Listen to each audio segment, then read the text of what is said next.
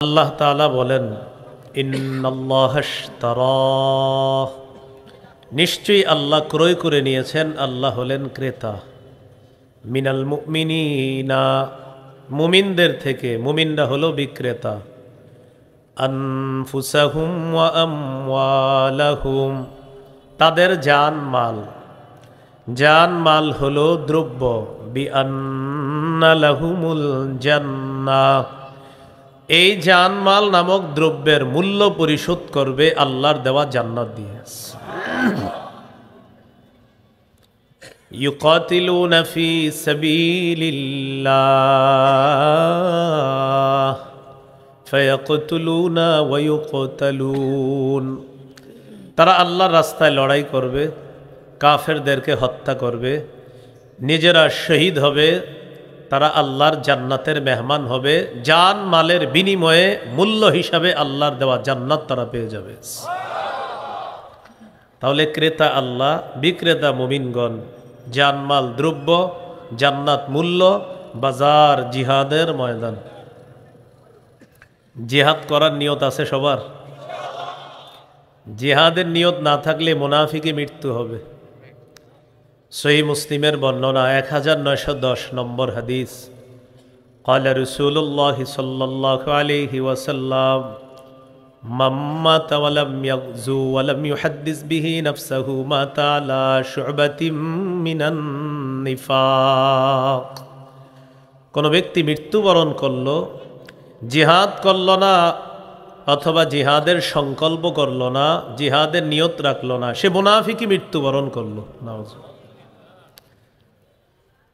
আবু দাউদের হাদিস 2504 নম্বর হাদিস, ক্বালা রাসূলুল্লাহ সাল্লাল্লাহু আলাইহি ওয়াসাল্লাম, জাহিদুল মুশরিকিনা বিআমওয়ালিকুম ওয়া আনফুসিকুম ওয়া আলসিনাতিকুম। রাসূলুল্লাহ সাল্লাল্লাহু আলাইহি সাল্লাম বলেন, তোমরা মুশরিকদের বিরুদ্ধে লড়াই করো তোমাদের সম্পদ দিয়ে, তোমাদের জান দিয়ে, তোমাদের জবান দিয়ে। সম্পদ দিয়ে লড়াই করতে হবে, জান দিয়ে লড়াই করা, আরেকটা হলো জবান দিয়ে লড়াই করা। 90 ভাগের বেশি আমরা মুসলমান। ইদানিংকালে আমাদের দেশের সামান্য কিছু মুশরিকদের ভাবসাব এমন যে তারা 90 ভাগের বেশি মুসলমানের উপর আধিপত্য বিস্তার করতে চায়। ইতিমধ্যে এদেশের মুসলমানগণ জানান দিয়েছে, তাদের মাঝে কিছু বিষয়ে সামান্য মতভেদ হতে পারে, থাকতে পারে, কিন্তু মুসলমানরা এদেশে যারা আছি আমরা, আমাদের মধ্যে মনোভেদ নাই, আমাদের মন এক, মতের অমিল কিছু হলেও আমাদের মনের অমিল নাই। ইতিমধ্যে এটা আমাদের প্রতিবেশী রাষ্ট্র ভালো করে বুঝতে পারছে। তো রাসূলুল্লাহ সাল্লাল্লাহু আলাইহি সাল্লাম বললেন, মুশরিকদের বিরুদ্ধে লড়াই করো, সম্পদ দিয়ে লড়াই করো, জান দিয়ে লড়াই করো, জবান দিয়ে লড়াই করো। 28 নম্বর পারা, 11 নম্বর পৃষ্ঠা, সূরাতুস সফফি 10 থেকে 13 নম্বর আয়াতে আল্লাহ বলেন, ইয়া আইয়ুহাল্লাযীনা আমানু হাল আদুল্লুকুম আলা তিজারা তুনজিকুম মিন আযাবিন আলীম। হে ঈমানদারগণ, আমি কি তোমাদেরকে এমন একটা ব্যবসা সম্পর্কে বলবো যে ব্যবসা তোমাদেরকে যন্ত্রণাদায়ক আযাব থেকে মুক্তি দিবে? সেই ব্যবসাটা কি? তুমিনুনা বিল্লাহ, তোমরা আল্লাহকে বিশ্বাস করবা, ওয়া রাসূলি, রাসূলকে বিশ্বাস করবা, ওয়া তুজাহিদুনা ফি সাবিলিল্লাহি বিআমওয়ালিকুম ওয়া আনফুসিকুম, তোমরা তোমাদের জানমাল নিয়ে আল্লাহর রাস্তায় লড়াই করবা। এটা হলো ব্যবসা। এই ব্যবসা যদি কেউ করতে পারে, এই ব্যবসা তাকে যন্ত্রণাদায়ক আযাব থেকে রক্ষা করবে। এটা 1 নাম্বার উপকার। 2 নাম্বার, যালিকুম খায়রুল লাকুম ইন কুনতুম তা'লামুন, তোমরা যদি জানতে এই ব্যবসা তোমাদের জন্য কল্যাণ। 3 নাম্বার উপকার, ইয়াগফির লাকুম যুনুবাকুম, আল্লাহ তোমাদের আগের সব গুনাহ মাফ করে দিবেন। 4 নাম্বার উপকার, ওয়া ইউদখিলকুম জান্নাত জান্নাতিন তাজরি মিন তাহতিহাল আনহার, তোমাদেরকে এমন বাগানে প্রবেশ করাবেন যেই বাগানের তলদেশ দিয়ে নহর সমূহ প্রবাহিত হবে। 5 নাম্বার, ওয়া মাসাকিনা তাইয়িবাতান ফি জান্নাতি আদ, চিরস্থায়ী বসবাসের জান্নাতে তোমাদেরকে মনোভূত বাসস্থান আল্লাহ দান করবেন। যালিকাল ফাউজুল আযীম, আল্লাহ বলেন এটাই মহান সফলতা। 6 নাম্বার পুরস্কার, ওয়া উখরা তুহিব্বুনাহা, তোমাদের মনোভূত আরো পছন্দনীয় নেয়ামত আল্লাহ তোমাদেরকে দান করবেন, যেমন নাসরুম মিনাল্লাহ ওয়া ফাতহুন করিব, আল্লাহর পক্ষ থেকে সাহায্য দুনিয়াতেই তোমাদের কাছে আসবে আর আসন্ন বিজয় আল্লাহ তোমাদেরকে দান করবেন। তাহলে সংক্ষেপে একটু বুঝি। আল্লাহ বলেন এমন একটা ব্যবসার কথা বলবো যে ব্যবসাটার উপকারিতা কি। 1 নাম্বার, যন্ত্রণাদায়ক আযাব থেকে রক্ষা করবে। 2 নাম্বার, এই ব্যবসাটাই কল্যাণ। 3 নাম্বার, এই ব্যবসার কারণে অতীতের সব গুনাহ মাফ। 4 নাম্বার, এই ব্যবসার কারণে এমন জান্নাতে আল্লাহ প্রবেশ করাবেন যার তলদেশ দিয়ে নহরসমূহ প্রবাহিত হয়। 5 নাম্বার, এই ব্যবসার কারণে তোমাদেরকে মনোভূত বাসস্থান আল্লাহ দান করবেন। 6 নাম্বার, আল্লাহ তোমাদেরকে পছন্দনীয় আরো অনেক নেয়ামত দান করবেন। সেই ব্যবসা কি? আল্লাহ বলেন আল্লাহর প্রতি ঈমান রাখা, রসুলের প্রতি ঈমান রাখা, জান মাল নিয়ে আল্লাহর রাস্তায় লড়াই করলে এই উপকার আল্লাহ দান করবেন। সূরাতুল হুজুরাত 15 নম্বর আয়াত, 26 পারা 16 নম্বর পৃষ্ঠা আল্লাহ তাআলা বলেন, ইন্নামাল মুমিনুনাল্লাযীনা আমানু বিল্লাহ ওয়া রাসূলিহি সুম্মা লাম ইয়ারতাবু ওয়া জাহাদু বিআমওয়ালিহিম ওয়া আনফুসিহিম ফি সাবিলিল্লাহ উলাইকা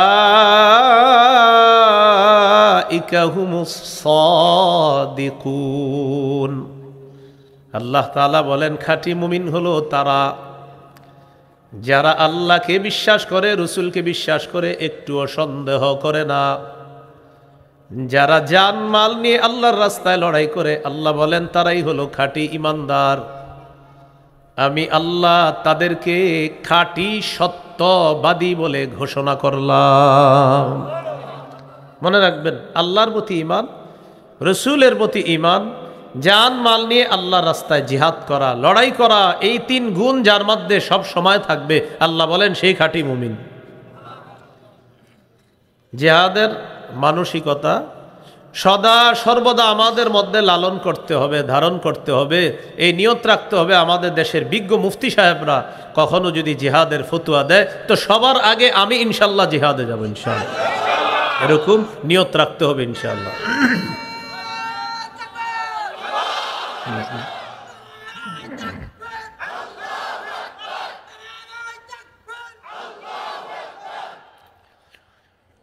এই হলো আপনার জিহাদের মানসিকতা রাখা। এখন একটু আমার সাথে বলেন 8টি পছন্দনীয় জিনিস থেকে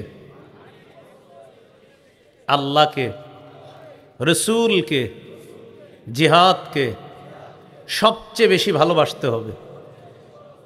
কয়টি পছন্দনীয় জিনিস থেকে? সূরাতুত তাওবা 24 নম্বর আয়াতে আল্লাহ তাআলা বলেন, কুল ইন কানা আবাউকুম ওয়া আবনাউকুম ওয়া ইখওয়ানুকুম ওয়া আজওয়াজুকুম ওয়া আশীরাতুকুম ওয়া আমওয়ালুন ইকতারাফতুমুহা ওয়া তিজারাতুন তাখশাউনা কাসাদাহা ওয়া মাসাকিনু তারদাউনাহা আহাব্বা ইলাইকুম মিনাল্লাহি ওয়া রাসূলিহি ওয়া জিহাদিন ফি সাবিলিহি ফাতারাব্বাসু হাত্তা ইয়াতিয়াল্লাহু বিআমরিহি। আল্লাহ তাআলা বলেন, যদি তোমাদের মা বাবা, যদি তোমাদের সন্তান, যদি তোমাদের ভাই বোন, যদি তোমাদের স্ত্রী, যদি তোমাদের পরিবার, যদি তোমাদের সম্পদ, যদি তোমাদের ব্যবসা, যদি তোমাদের প্রিয় বাসস্থান, কয়টা হলো? যদি তোমাদের মা বাবা, যদি তোমাদের সন্তান, যদি তোমাদের ভাই বোন, যদি তোমাদের স্ত্রী, যদি তোমাদের পরিবার, যদি তোমাদের ব্যবসা, যদি তোমাদের সম্পদ, যদি তোমাদের ব্যবসা, যদি তোমাদের প্রিয় বাসস্থান আল্লাহর চাইতে, রসুলের চাইতে আর জিহাদের চাইতে বেশি প্রিয় হয়, ফাতারাব্বাসু হাত্তা ইয়াতি আল্লাহু বিআমরি, তাহলে অপেক্ষা করো, আল্লাহ তাআলা গজব নিয়ে আসবে, এই অপেক্ষা করো। নাউজুবিল্লাহ। কি শিখলাম? বিপরীতটা শিখতে হবে। মা বাবার চাইতে, সন্তানের চাইতে, ভাই বোনের চাইতে, স্ত্রীর চাইতে, পরিবারের চাইতে, সম্পদের চাইতে, ব্যবসার চাইতে, বাসস্থানের চাইতে আল্লাহকে, রসুলকে, জিহাদকে বেশি ভালোবাসতে হবে। এই হলো 8টি পছন্দনীয় জিনিসের চেয়ে আল্লাহকে, রসুলকে আর জিহাদকে বেশি ভালোবাসতে হবে। আল্লাহ তাআলা তৌফিক দান করেন। আবু দাউদের হাদিস 2484 নম্বর হাদিস, 2484।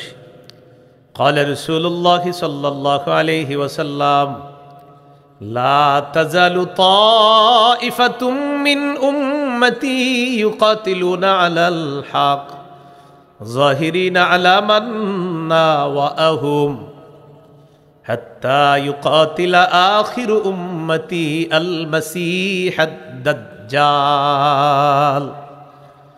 রাসূলুল্লাহ সাল্লাল্লাহু আলাইহি সাল্লাম বলেন, আমার উম্মতের একটা দল সদা সর্বদা হকের পক্ষে লড়াই করবে, সদা সর্বদা তারা হকের পক্ষে জিহাদ করবে, শত্রুদের বিরুদ্ধে তারা বিজয় অর্জন করবে। এইভাবে চলতে চলতে আমার উম্মতের সর্বশেষ দলটি দাজ্জালের বিরুদ্ধে লড়াই করবে আর আল্লাহ তাদেরকে বিজয় দান করবে। আবু দাউদের হাদিস 2532 নম্বর হাদিস, 2532। এই হাদিসটি পুরাটা মন দিয়ে শোনেন, শেষের দিকে যে অংশটা এটা ভালো করে শোনেন। কি বলে দেখেন? ক্বালা রাসূলুল্লাহ সাল্লাল্লাহু আলাইহি ওয়াসাল্লাম সালাসাতুম মিন আসলিল ঈমান। নবীজি বলেন ঈমানের মূল বিষয় 3টা। 1 নাম্বার আল কাফু আম্মান ক্বালা লা ইলাহা ইল্লাল্লাহ। যে ব্যক্তি বলে লা ইলাহা ইল্লাল্লাহ, তাকে কথার কষ্ট দেওয়া যাবে না, কর্মের কষ্ট দেওয়া যাবে না। এইটা 1 নাম্বার। 2 নাম্বার ওয়ালা নুকাফিরুহু বিযামবিন। যেই ব্যক্তি বলে লা ইলাহা ইল্লাল্লাহ, কোনো গুনাহের কারণে তাকে আমরা কাফের বলবো না। একটা গুনাহ করলো সে আর কাফের বলে দিলাম, এমনটা করব না। এটা মুফতি সাহেবদের কাজ, এটা ফতুয়া বিভাগের কাজ, কারো উপর ফতুয়া লাগানো। 3 নাম্বার ওয়ালা নুখরিজুহু মিনাল ইসলামি বিআমাল। কোন মুসলমান যদি বলে লা ইলাহা ইল্লাল্লাহ, এই মুসলমানের কোনো কর্মকাণ্ড দেখেই আমরা তাকে ইসলাম থেকে বের করে দিব না। মানে একটা কাজ দেখে বলে দিলাম শুধু মুসলমান না, এটা আমার আপনার কাজ না, এটা বলবে, এটা বড় বড় দায়িত্বশীল যারা মুফতি সাহেব তাদের কাজ। তাহলে যে বলে লা ইলাহা ইল্লাল্লাহ তাকে কথা কর্মের কষ্ট দেওয়া যাবে না। যে বলে লা ইলাহা ইল্লাল্লাহ তাকে কোনো গুনাহের কারণে আমরা সাধারণ ঠুসঠাস কাফের বলে ফেলবো না। যে বলে লা ইলাহা ইল্লাল্লাহ, কোনো একটা কর্ম দেখে তাকে আমরা ইসলাম থেকে সে বের হয়ে গেছে এমনটা আমরা সচরাচর বলে ফেলবো না। নবী বলেন এই হলো ঈমানের মূল বিষয় 3টা। এরপর বলেন ওয়াল জিহাদু মাজিন মুনদু বাসানি আল্লাহ। আমাকে আল্লাহ যেদিন থেকে নবী বানিয়েছেন সেদিন থেকে জিহাদ জারি আছে, এটা চালু থাকবে, এটা অব্যাহত থাকবে। ইলা আইয়ুকাতিলা আখির উম্মতি আল মাসিহাদ দাজ্জাল। আমার উম্মতের সর্বশেষ দলটি দাজ্জালের বিরুদ্ধে লড়াই করা পর্যন্ত জিহাদের বিধান চালু থাকবে, বলবৎ থাকবে। শেষে কি বলে দেখেন, লা ইউবতিলুহু জাওরু জাইরিন ওয়ালা আদলু আদিল। কোন জালেমের জুলুম, কোন বিচারকের বিচার জিহাদের বিধান বাতিল করতে পারবে না। কোন দেশের বিচারক যদি বলে জিহাদ নিষিদ্ধ, মুসলমানদের দায়িত্ব হবে পাল্টা বলে দেওয়া তুমি নিষিদ্ধ। কোন বিচারক যদি বলে জিহাদ নিষিদ্ধ, মুসলমানরা কি বলবে? তুমি নিষিদ্ধ। কারণ কেউ বললেও নিষিদ্ধ হবে না। রাসূল সাল্লাল্লাহু আলাইহি ওয়াসাল্লাম বলে দিয়েছেন লা ইউবতিলুহু জাওরু জাইরিন ওয়ালা আদলু আদিলিন। জিহাদের বিধান লা ইউবতিলুহু বাতিল করতে পারবে না। ফাইল হলো জাওরু জাইর, কোন জালেমের জুলুম, জিহাদের বিধানকে বাতিল করতে পারবে না। ওয়ালা আদলু আদিল, কোনো বিচারকের বিচার জিহাদের বিধানকে বাতিল করতে পারবে না। জিহাদ আছে, জিহাদ চলবে, এটা পবিত্র বিধান। সন্ত্রাস এটা অপবিত্র, জিহাদ এটা পবিত্র। সন্ত্রাস নামক অপবিত্র কর্মকাণ্ড নির্মূল করার সর্বশ্রেষ্ঠ পবিত্র বিধানের নাম জিহাদ। সন্ত্রাস আর জিহাদ সম্পূর্ণ আলাদা, বুঝতে হবে। এটা শিখাইবেন বাচ্চারা ছোটবেলা থেকে, জিহাদ পবিত্র, সন্ত্রাস অপবিত্র, শিখাতে হবে বাচ্চাদেরকে। মুসলমান মা বোনরা সন্তানকে ছোটবেলা থেকে শিখাতে হবে। আল্লাহ আমাদেরকে কথাগুলা বোঝার তৌফিক দান করে। তাহলে সবার জিহাদের নিয়ত আছে ইনশাআল্লাহ। না থাকলে কি মৃত্যু হবে? আল্লাহ আমাদেরকে হেফাজত করেন। আবু দাউদের বর্ণনা 1449 নম্বর হাদিস, 1449 নম্বর হাদিস। এই হাদিসের বর্ণনাকারী আব্দুল্লাহ ইবনে হুবশিগিল খাসআমি রাদিয়াল্লাহু তাআলা তিনি বলেন, আন্না রাসূলুল্লাহ সাল্লাল্লাহু আলাইহি ওয়াসাল্লাম সুইলা আইয়ুল আমালি আফজালু ইয়া রাসূলুল্লাহ। ইয়া রাসূলুল্লাহ, আল্লাহর কাছে সবচেয়ে শ্রেষ্ঠ আমল কোনটি আপনার কাছে জানতে চাই। নবীজি বলেন, তুলুল কিয়াম, লম্বা সময় নামাজে দাঁড়িয়ে থাকা, এটা হলো শ্রেষ্ঠ আমল। লম্বা সময় নামাজে দাঁড়িয়ে থাকা শ্রেষ্ঠ আমল। এই জন্য জোহরের আগে মসজিদে ঢুইকা যখন দেখবেন এখন নামাজের আছে আর 2 মিনিট, কয় মিনিট, এরপরে অনেকে দেখবেন আল্লাহু আকবার, জামাতের আছে 2 মিনিট, আল্লাহু আকবার বলে উনি 2 মিনিটে প্যাকেজ 4 রাকাত পরে আপনারে বুঝাই দিবে, আমি বাপের বেটা 2 মিনিটে 4 রাকাত, পারলে তুমি দেখাও। আপনাকে দেখাই দিবে 2 মিনিটে কয় রাকাত, 4 রাকাত দেখায়। আর 4 রাকাত পড়ার পর আবার তাসবিহও পড়বে, আস্তাগফিরুল্লাহ আস্তাগফিরুল্লাহ আস্তাগফিরুল্লাহ, এগুলা পড়ে আপনারা দেখাই দিবে। তো এইরকম করা যাবে না কিন্তু। হ্যাঁ, সুন্নত পড়তে পারেন নাই, বাস ফরজটা পড়েন, পড়ার পর 2 রাকাত সুন্নত পড়বেন, এরপর আগের বকেয়া 4 রাকাত ওই 2 রাকাত সুন্নত পড়ার পর পড়ে নেবেন।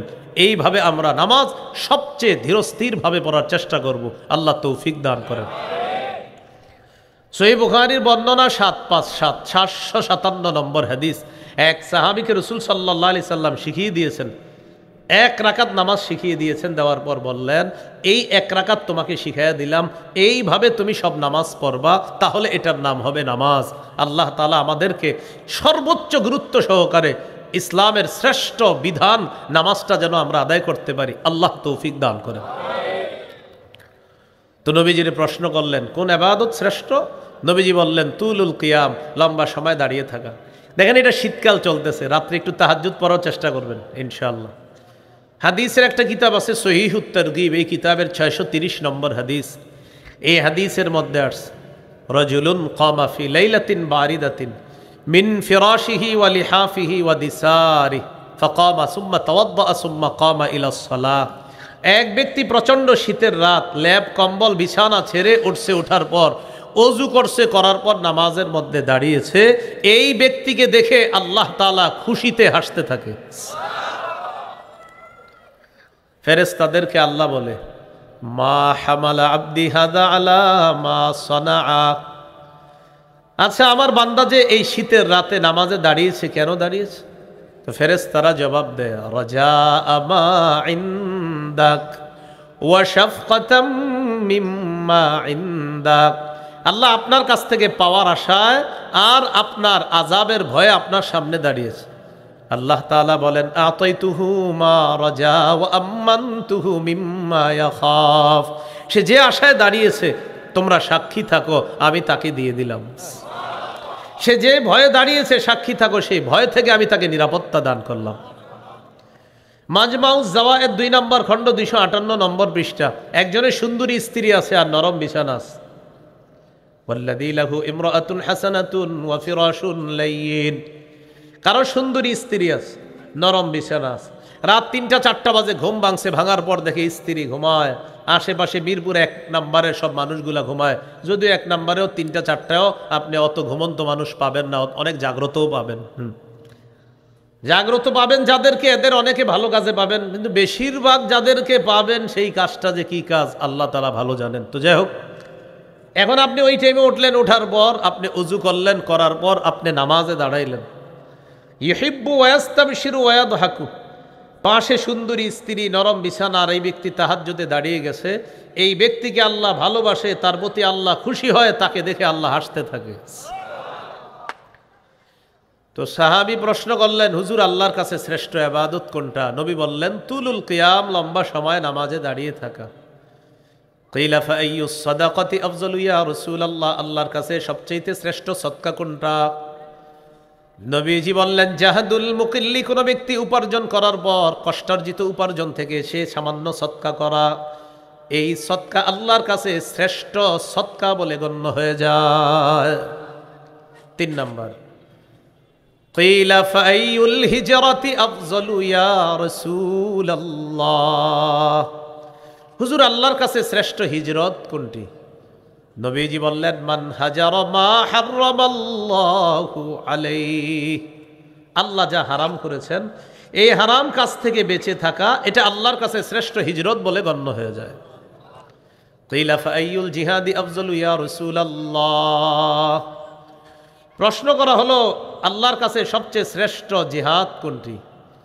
নবীজি বললেন, মান জাহাদাল মুশরিকিনা বিমালিহি ওয়া নাফসি, কোন ব্যক্তি যদি নিজের জান মাল নিয়ে আল্লাহর রাস্তায় মুশরিকদের বিরুদ্ধে লড়াই করে, এই জিহাদ আল্লাহর কাছে শ্রেষ্ঠ জিহাদ বলে গণ্য হয়ে যায়। কিলা ফাআইয়ুল কতরি আশরাফু ইয়া রাসূলুল্লাহ, ইয়া রাসূলুল্লাহ, আল্লাহর কাছে সবচেয়ে শ্রেষ্ঠ শাহাদাত কোনটি, সবচেয়ে শ্রেষ্ঠ হত্যাকাণ্ড কোনটি?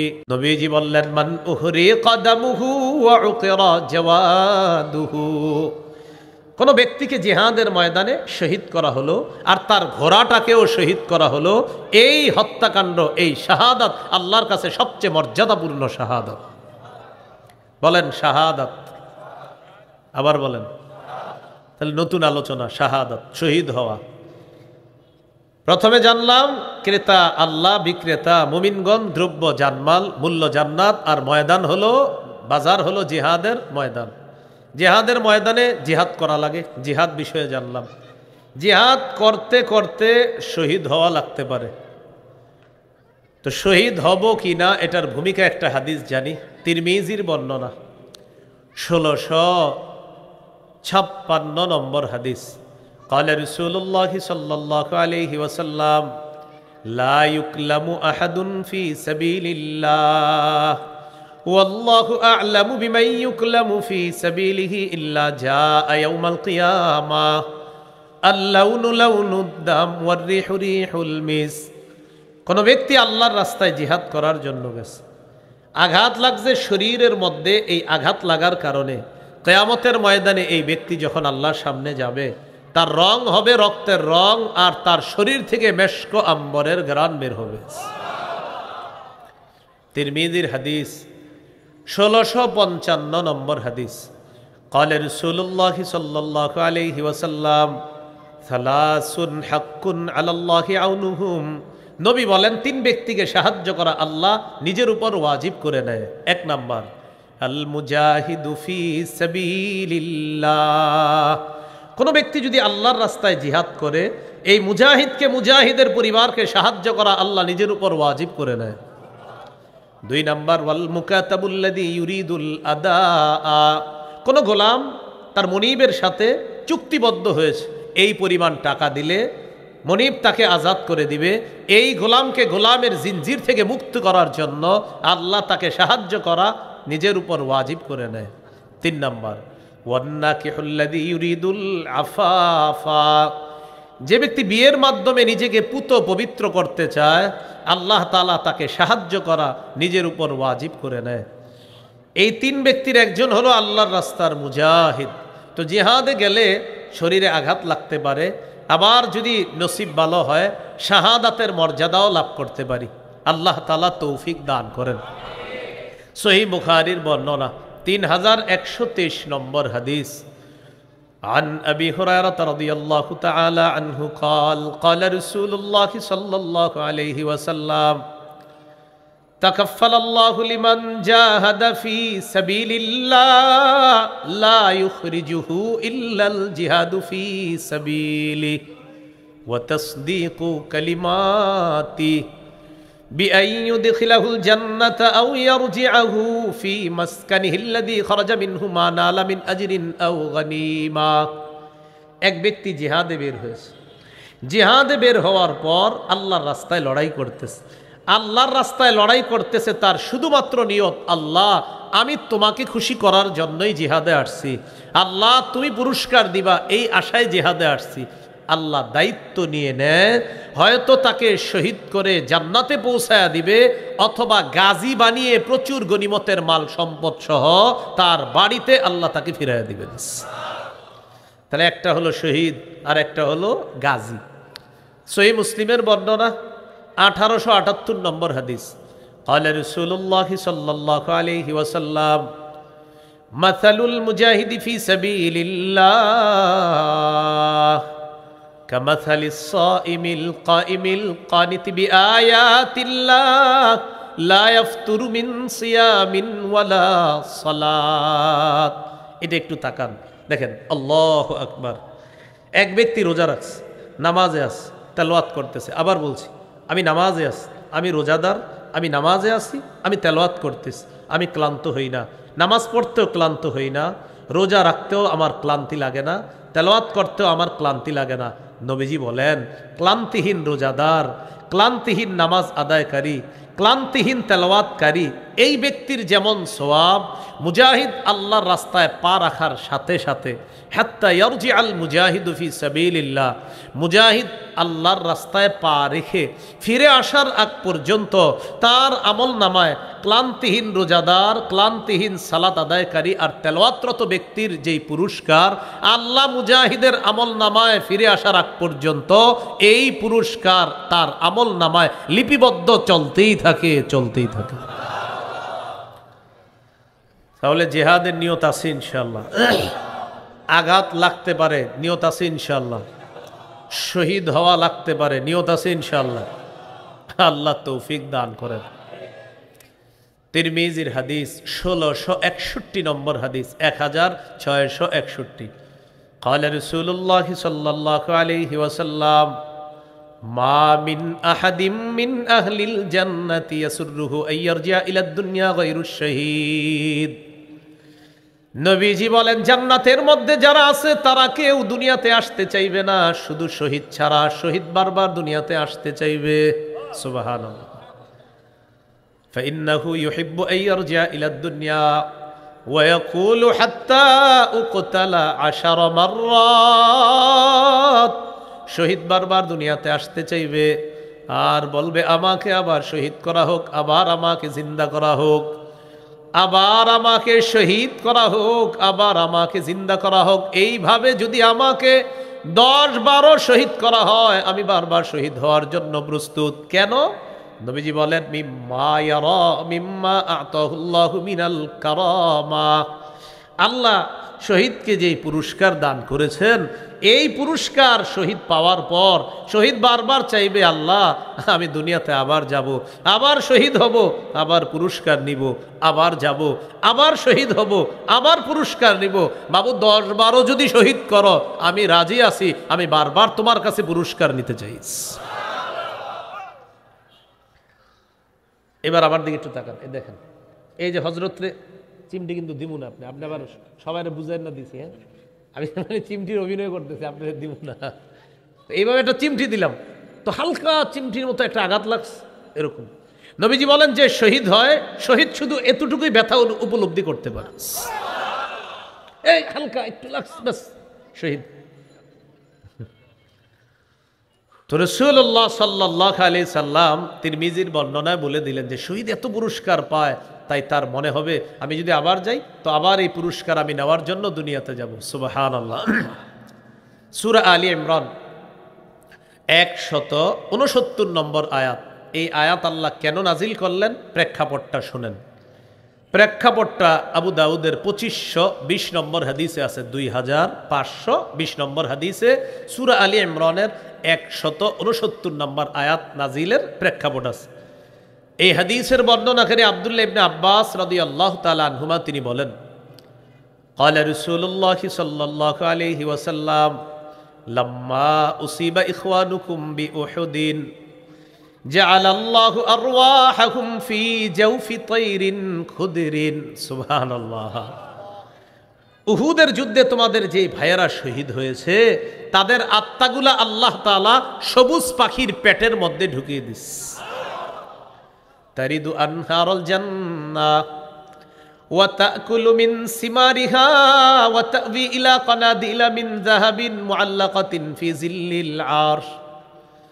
শহীদের আত্মাগুলা সবুজ পাখির মধ্যে দেওয়ার পর এই পাখিগুলা জান্নাতের নদী নালা ঝর্ণা এর উপর উড়ে বেড়ায় আর জান্নাতের ফলমূল খেয়ে বেড়ায়।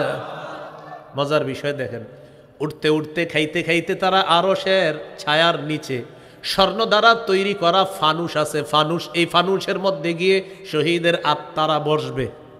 বসার পর আপোষে গল্প করবে। এবার শহীদরা, সুবহানাল্লাহ, আপোষে গল্প। তো এক শহীদ আরেক শহীদের সাথে গল্প শুরু।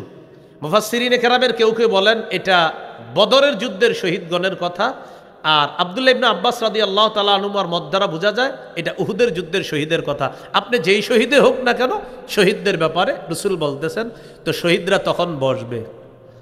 বসার পর ফালাম্মা ওয়াজাদু তিবা মাকালিহিম ওয়া মাশরাবিহিম ওয়া মাকিলিহিম, শহীদরা যখন তাদের মনোপুত খাদ্য, মনোপুত পানীয়, মনোপুত বাসস্থান পেল, তখন এক শহীদ আরেক শহীদরে তারা বলা বলি করবে। কি বলবে দেখেন, মাইয়ুবাল্লিগু আন্না ইখওয়ানানা আন্না আহইয়াউন নুরজাকু।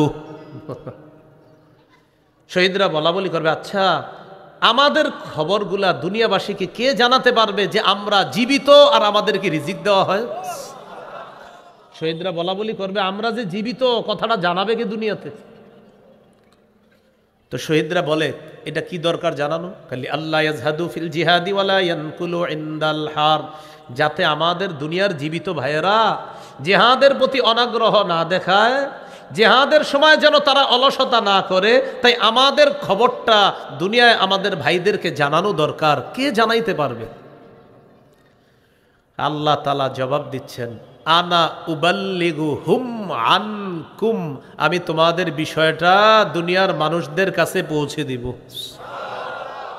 তখন আল্লাহ তাআলা সূরা আলী ইমরানের 169 নম্বর আয়াত নাজিল করলেন, ওয়ালা তাহসাবান্নাল্লাযীনা কুতিলু ফী সাবিলিল্লাহি আমওয়াতা। 4 পারা 11 নম্বর পৃষ্ঠা, হাফিজি কোরআন মাজিদ অনুযায়ী সূরা আলী ইমরান 169 নম্বর আয়াতে আল্লাহ বলেন, ওয়ালা তাহসাবান্নাল্লাযীনা কুতিলু ফী সাবিলিল্লাহি আমওয়াতা। যারা আল্লাহর রাস্তায় শহীদ হয়ে গেছে, যারা আল্লাহর রাস্তায় শহীদ হয় তাদেরকে মৃত বলো না, বাল আহইয়াউন ইনদা রাব্বিহিম ইউরযাকুন, তারা জীবিত, তাদেরকে তাদের রবের কাছে পুরস্কার দেওয়া হয়। মাজার মসজিদের মুয়াজ্জিন সাহেবরে চিনেন? হাফেজ মাওলানা এমদাদুল ইসলাম সাহেব না? এখনো আছে? এখন সানি ইমাম সাহেব, ওনার একটা গজল আছে দেখবেন, মুজাহিদ হয় শহীদ মরে যায় না, তোমরা তাদেরকে মৃত বলো না। এরকম অনেক আগে আমরা ক্যাসেটে শুনছি, মুজাহিদ হয় শহীদ মরে যায় না, তোমরা তাদেরকে মৃত বলো না। ওনার একটা এরকম গজল ছিল, আগে উনি সুন্দর সুন্দর গজল গাইতেন। তো যাই হোক, হ্যাঁ আচ্ছা আচ্ছা, এখনো গজল গায়। তো এখন সানি ইমাম, এখন ইমাম সাহেব। তো হজরতের এই গজলটা দেখবেন, উনি সুন্দর কথা বলছে, মুজাহিদ হয় শহীদ মরে যায় না, তোমরা তাদের কবু মৃত বলো না। আমার পুরাপুরি বাংলাটা মনে নেই, বাকি এরকম এই বিষয়বস্তু। তো দেখবেন চমৎকার গাইছে গজলটা। তো বাস্তব কথা, সূরা আলী ইমরানের 169 নম্বর আয়াতে আল্লাহ বলেন, ওয়ালা তাহসাবান্নাল্লাযীনা কুতিলু ফী সাবিলিল্লাহি আমওয়াতা, যারা আল্লাহর রাস্তায় শহীদ হয় তাদেরকে মৃত মনে করো না, তাদেরকে মৃত বলবা না। এখানে তাহসাবান্না সূরা বাকারায় আছে, ওয়ালা তাকুলু লিমান ইউকতালু ফী সাবিলিল্লাহি আমওয়াত, যারা আল্লাহর রাস্তায় শহীদ হয় তাদেরকে মৃত বলো না। সূরা আলী ইমরানে আছে মৃত মনে করো না, আর সূরা বাকারায় আছে তাদেরকে মৃত বলো না। বাল আহইয়াউন, সূরা বাকারায় আছে ওয়ালাকিন লা তাশউরুন, তোমরা বুঝো না তারা যে জীবিত। আর সূরা আলী ইমরানে আছে তারা জীবিত, শুধু জীবিতই না, তাদেরকে আল্লাহর কাছে রিজিক দেওয়া হয়। ফরিহিনা বিমা আতাহুমুল্লাহু মিন ফাদলিহি, আল্লাহ তাদেরকে যে পুরস্কার দান করেছেন এই পুরস্কার নিয়ে তারা সন্তুষ্ট, তারা আনন্দিত, তারা উল্লাসিত। সুবহানাল্লাহ। শহীদরা এমন কি পুরস্কার পায় যে পুরস্কার পেয়ে তারা এত আনন্দিত? একটা স্যাম্পল শোনেন, পুরাপুরি কিন্তু নবী বলে নাই যে আল্লাহ যে কি পুরস্কার দিবে এটা শহীদরা পাওয়ার কারণে বারবার মনে হবে দুনিয়াতে যাব, আবার জিন্দা হব, আবার শহীদ হবো, এটা নবী বললেন। এরপরে নবীজি সাল্লাল্লাহু আলাইহি সাল্লাম কিছু পুরস্কারের কথা আমাদেরকে জানাইছে। তিরমিজির হাদিস 1663 নম্বর হাদিস। এই হাদিসে 6টা পুরস্কারের কথা আছে, যদি পারেন একটু মনে রাখার চেষ্টা করবেন। ক্বালা রাসূলুল্লাহ সাল্লাল্লাহু আলাইহি ওয়াসাল্লাম লিশ-শাহীদি ইনদাল্লাহি সিত্তু খিসাল। নবীজি বলেন আল্লাহর কাছে শহীদের স্পেশাল 6টা মর্যাদা, 6টা পুরস্কার। কয়টা? 1 নাম্বার, ইউগফারু লাহু ফি আউয়ালি দাফআতিন ওয়া ইউরা মাকআদুহু মিনাল জান্নাহ। শহীদের শরীরের রক্তের প্রথম ফোঁটাটা পরে আগের সবগুলা গুনাহ মাফ হয়ে যায়, আর ওই মুহূর্তে জান্নাতে তার আসনটা তাকে দেখানো হয়। আমি আপনাদেরকে আমার দেশের মতো বুঝাই দিই, দেখেন, মানে সহজভাবে বুঝাই দিই, বাঙালি মানুষ বুঝাই দিই। যে শহীদ মরতেছে, রক্তের ফোঁটাটা পড়তেছে, আল্লাহ তো জানে যে তিনি শহীদ হবে, আগের গুনাহ মাফ, আর জান্নাতের আসনটা দেখানো হয়। মানে এই শহীদ শোনো, এই তুমি এই যে শহীদ হবা, তুমি শহীদ হবা আর এখানে থাকবা, শহীদ হবা এখানে থাকবা, এখানে থাকবা, এটা দেখানো। এবার বুঝছেন সবাই? তো এটা হলো প্রথম পুরস্কার। ইউগফারু লাহু ফি আউয়ালি দাফআতিন ওয়া ইউরা মাকআদুহু মিনাল জান্নাহ। প্রথম ফোঁটাটা পড়ার সাথে সাথে আগের সব গুনাহ মাফ, আর ওই মুহূর্তে জান্নাতে তার আসনটা তাকে দেখানো হয়। 2 নাম্বার, ওয়া ইউজারু মিন আযাবিল কবরি। আমরা যে তাকে কবর দিব, কবরের আযাব থেকে তাকে নিরাপত্তা দেওয়া হয়। 3 নাম্বার, ওয়া ইয়ামানু মিনাল ফাজাইল আকবার। কিয়ামতের ময়দানের বিভীষিকাময় মুহূর্ত, জাহান্নামের আযাব থেকে সে নিরাপত্তা লাভ করবে। 4 নাম্বার, ওয়ায়ুদউ আলা রাসিহি তাজুল ওয়াকারিল ইয়াকুতাতু মিনহা খায়রুম মিনাদ দুনিয়া ওয়া মা ফিহা। জান্নাতের মরমর পাথর খচিত মুকুট শহীদের মাথায় পরিয়ে দেওয়া হবে। এই মরমর পাথরের দাম কত? দুনিয়ার মধ্যে যা কিছু আছে এর চাইতে আরো দামি। 5 নাম্বার, 5 নাম্বারটা কি বলবো? সবাই বলেন, জোরে বলেন। ওয়ায়ুযাওয়াজু সিনতাইনি ওয়া সাবঈনা যাওজাতাম মিনাল হুরিল আইন। 72 জন হুরকে শহীদের সাথে বিয়ে দেওয়া হবে। কয়জন হুর? 72 জন। 6 নাম্বার, ওয়ায়ুশাফাউ ফি সাবঈনা মিন আকারিবিহি। শহীদের নিকট আত্মীয়দের মধ্যে কমপক্ষে 70 জনের ব্যাপারে তার সুপারিশ গ্রহণ করা হবে, আল্লাহর কাছে গ্রহণ করা হবে, তার সুপারিশ গৃহীত হবে 70 জনের ব্যাপারে। এই 6টা পুরস্কার। এই জন্য রাসূলুল্লাহ সাল্লাল্লাহু আলাইহি সাল্লাম বলেন, সহিহ বুখারী 2797 নম্বর হাদিস, ক্বালা রাসূলুল্লাহ সাল্লাল্লাহু আলাইহি ওয়াসাল্লাম والذي نفسي بيده لوددت أني أقتل في سبيل الله ثم أحيا ثم أقتل ثم أحيا ثم أقتل ثم أحيا ثم أقتل ثم أحيا ثم أقتل। নবীজি বলেন, আল্লাহর কসম আমার মন চায় আমি শহীদ হব, আবার আমাকে জিন্দা করা হবে, আবার শহীদ হব, আবার আমাকে জিন্দা করা হবে, আবার শহীদ হব, আবার আমাকে জিন্দা করা হবে। হাদিসের ভাষ্য অনুযায়ী বোঝা যায় নবী চান আমাকে যতবার শহীদ করা হবে আমি চাই ততবার আবার জিন্দা করা হোক, আবার শহীদ করা হোক। তাহলে শহীদ হওয়ার নিয়ত আছে ইনশাআল্লাহ। তো 3টা আলোচনা শিখলাম এই পর্যন্ত। কয়টা? 1 নাম্বার বাজার, জিহাদের ময়দান। 2 নাম্বার জিহাদ, 3 নাম্বার শহীদ। জিহাদের ময়দানে নেতৃত্ব দেওয়ার জন্য একজন আমির লাগবে। কি লাগবে? হ্যাঁ বলেন, আল্লাহ। এমন একজন শাসক দিয়ে দেন, যেই শাসক দেশ পরিচালনা করবে, পাশাপাশি জিহাদেরও নেতৃত্ব দিবে। এমন একজন শাসক আল্লাহর কাছে চাইতে হবে। সূরা হজের 41 নম্বর আয়াতে আল্লাহ বলেন, আল্লাযীনা ইম্মাক্কান্নাহুম ফিল আরদি আকামুস সালাহ ওয়া আতাউয যাকাহ ওয়া আমারু বিল মা'রুফি ওয়া নাহাউ আনিল মুনকার আল্লাহ তাআলা বলেন, যাদেরকে আমি জমিনের শাসন ক্ষমতায় বসাই তাদের কাজ হবে চারটা। 1 নাম্বার নামাজ কায়েম করবে, 2 নাম্বার জাকাতের বিধান চালু করবে, 3 নাম্বার নেক কাজের আদেশ করবে, সৎ কাজের আদেশ করবে, 4 নাম্বার অসৎ কাজ থেকে নিষেধ করবে। আমরা বারবার ঘুরিয়ে ফিরে যাদেরকে বসাই তাদের মধ্যে এই চারটা নাই। কি ঠিক? কি ঠিক? আপনারাই তো আবার এটা গিয়ে করেন। এটাও ঠিক, সবই ঠিক। এবার সিদ্ধান্ত নিতে হবে, আর ভুল করা যাবে না। ইসলামী মাইন্ডের যারা আমরা আছি, আমাদের এবার যদি ভুল হয়ে যায় আগামী 50 বছর আর চান্স পাওয়া যাবে না। এটা একটা সুযোগ চলতেছে। এই জন্য এই সুযোগ, আমি ছোট কম বয়স আমার এখনো, আমি ছোট মানুষ হিসাবে বলছি, কেন জানে আমার মনে হচ্ছে এই সুযোগ হাতছাড়া হলে আল্লাহ জানে আর 50 বছরে পাওয়া যায় কিনা। এরপরে বড়রা তারা আরো অভিজ্ঞ মতামত পেশ করবে, তারা আমার চেয়ে অবশ্যই তারা অভিজ্ঞতা সম্পন্ন মানুষ, তাদের মতামত আরো সুন্দর হবে। তা আমার মনে হচ্ছে কাঁচা বুদ্ধিতে মনে হচ্ছে আর এই চান্স এত সহজে পাওয়া যাবে না। পাওয়া যাবে না বলতে পেতে দিবে না অন্যরা। এই সুযোগটা আমরা কাজে লাগাইতে হবে।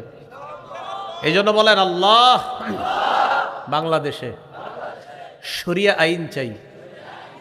শরিয়া আইন চায় না তারা কোনো না কোনো অপরাধে অপরাধী যারা, শরিয়া আইন চায় না তারা কোনো না কোনো অপরাধে অপরাধী যারা।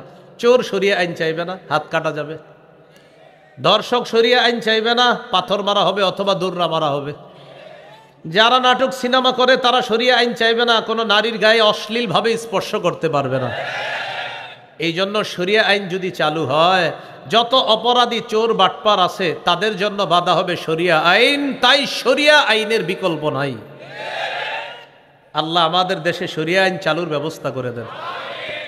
তাহলে একজন শাসক চাই, যে শাসক দেশ চালাবে, আবার জেহাদের ময়দানেও কি দিবে? নেতৃত্ব দিবে। সূরা নিসা 59 নম্বর আয়াত আল্লাহ তাআলা বলেন, ইয়া আইয়ুহাল্লাযীনা আমানু আতিউল্লাহ ওয়া আতিউর রাসূলা ওয়া উলিল আমরি মিনকুম। হে ঈমানদারগণ, তোমরা আল্লাহর আনুগত্য করো, রাসূলের আনুগত্য করো, তোমাদের মধ্যে যারা শাসক তাদের আনুগত্য করো। রাসূলের আনুগত্য, আল্লাহর আনুগত্য, রাসূলের আনুগত্য, শাসক দায়িত্বশীল আমিরের আনুগত্য, তাদের আনুগত্য করা। আল্লাহর আনুগত্য নিঃশর্তভাবে করতে হবে। রাসূলের আনুগত্য আল্লাহর হুকুমে নিঃশর্তভাবে করতে হবে। আমিরের, শাসকের আনুগত্য নিঃশর্তভাবে করা যাবে না। আমির যদি কোরআনের বিরুদ্ধে কথা বলে, হাদিসের বিরুদ্ধে কথা বলে, আমির যদি কোরআন সুন্নাহর অপব্যাখ্যা করে, এই আমিরের কথা শোনাও যাবে না, মানাও যাবে না। সহিহ বুখারী 7144 নম্বর হাদিসের বর্ণনা, রাসূলুল্লাহ সাল্লাল্লাহু আলাইহি সাল্লাম বলেন, আস-সামউ ওয়াত-তাআতু আলাল মারইল মুসলিমি ফীমা আহাব্বা ওয়া কারিহা মা লাম ইউমার বিমাসিয়া ফাইযা উমিরা বিমাসিয়াতিন ফালা সামআ ওয়ালা তাআতা। মুসলমানদের উপর ওয়াজিব আমিরকে মানা ততক্ষণ, শাসককে মানবে ততক্ষণ যতক্ষণ নাফরমানিমূলক কথা না বলা হবে। যদি নাফরমানিমূলক কথা বলা হয়, হুকুম করা হয়, আদেশ করা হয়, ফালা সামআ, এই আমিরের কথা শোনা যাবে না, ওয়ালা তাআতা, তার কথা মানাও যাবে না, ইতাআত করা যাবে না। কি করা যাবে না? হ্যাঁ জোরে বলেন, কি করা যাবে না? সহিহ বুখারী 4340 নম্বর হাদিস, আলী রাদিয়াল্লাহু তাআলা আনহুর বর্ণনা, বাসান নবী সাল্লাল্লাহু আলাইহি সাল্লাম সারিয়া, নবীজি একটা বাহিনী পাঠাইছে এক এলাকায়। ওয়াস্তামালা আলাইহিম রাজুলাম মিনাল আনসার, এক সাহাবীকে, আনসারী সাহাবীকে আমির বানায়া দিস। ওয়া আমারহুম আইয়ুতিউহু, তাদেরকে নবী বলে দিলেন আমির যা বলবে সব শুনবা। ভাই এটা মন দিয়ে শোনেন, আজকের আলোচনার সবচেয়ে গুরুত্বপূর্ণ আলোচনা এই অংশ, মন দিয়ে শোনেন। নবীজি একটা দলকে জিহাদে পাঠাইলেন, আমির বানায়া দিলেন, আর বললেন আমির যা বলবে সব শুনবা। মাশাআল্লাহ, আমির সাহেব রওনা করছে তাদেরকে নিয়ে। ফাগাদিবা, হঠাৎ আমির সাহেবের রাগ উঠছে। রাগ ওঠার পর আমির সাহেব সবাইকে বললেন, আলাইসা ক্বাদ আমারাকুম রাসূলুল্লাহি সাল্লাল্লাহু আলাইহি ওয়াসাল্লাম আন তুতিউনি। আচ্ছা, নবী কি তোমাদেরকে হুকুম করে নাই আমাকে মানার জন্য? আমি যা বলবো সব মানবা, এটা কি নবী তোমাদেরকে বলে নাই? সবাই বললেন বালা, হ্যাঁ নবী বলছে। তো আমির সাহেব বললেন, যেহেতু নবী বলছে আমি যা বলবো সব শুনবা, তাহলে এক কাজ করো, এই যে মাউলি হাতাবা, লাকড়ি সংগ্রহ করে নিয়ে আসো। ফাজামাউলা, লাকড়ি সংগ্রহ করে এনেছে। এবার আমির সাহেব বললেন আউকিদুহা নারা, লাকড়ির মধ্যে আগুন লাগায়া দাও। ফাউকাদুহা নারা, লাকড়িতে আগুন লাগায়া দিস।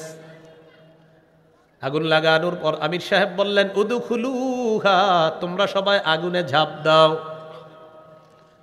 নবীজি একটা বাহিনী পাঠাইলেন, আমির নিযুক্ত করে দিলেন। বাহিনীকে বললেন আমির যা বলবে সব শুনবা। আমির সাহেবের রাগ উঠে গেছে। রাগ উঠার পর আমির সাহেব বললেন নবী যা বলছে তোমাদেরকে বলে নাই আমি যা বলবো তা শুনবা? হ্যাঁ নবী বলছে আমির সাহেব আপনি যা বলবেন আমরা তা শুনবো, বলেন কি করতে হবে? আমির সাহেব বললেন তোমরা লাকড়ি সংগ্রহ করে নিয়ে আসো। এনেছে তারা। এবার আগুন জ্বালাও, জ্বালিয়েছে। এবার আমির সাহেব বললেন সবাই আগুনে ঝাঁপ দাও। ফাহাম্মু, সবাই মানসিকভাবে প্রস্তুত, আগুনে ঝাঁপ দিবে। ঝাঁপ দেওয়ার আগে একজন আরেকজন এইভাবে ধরে। ফাজা আলা ইউমসিকু বাদুহুম বাদ, একজন আরেকজনকে কয় এই আসলে লাভ দিমু, এই আসলে লাভ দিমু। একজন আরেকজন মানে একজন আরেকজনকে বলতেছে কেন আমির সাহেব না বলছে লাভ দিতে? আরে ফাররনা মিনান নার ইলা রাসূলিল্লাহ সাল্লাল্লাহু আলাইহি ওয়াসাল্লাম, আরে আগুন থেকে বাঁচার জন্যই তো নবীর কাছে আসলাম, তার কাছে হাত রেখে বায়াত হলাম, মুসলমান হলাম, এটা আগুন থেকে বাঁচার জন্য। সেই নবী আমিরের কথা মানতে গিয়ে আগুনে ঝাঁপ দিতে বলবে, এটা কেমন জানি লাগতেছে। আসলে ঝাঁপ দিমু তো দিমু কি দিমু না, দিমু কি দিমু না করতে করতে হাত্তা খামাদাতিন নার, আগুন নিভে গেছে। বলেন আলহামদুলিল্লাহ। ওয়াসাকানা গদবুহু, আমির সাহেবের রাগও ঠান্ডা হয়ে গেছে। বলেন আলহামদুলিল্লাহ। শুধু হযরত জিটটা 10 বছরেও ঠান্ডা হইল না। বুঝলাম না কি ঠিক? থামেন থামেন থামেন। না না আমি তো কিছু বলি না, এমনি বললাম একজন।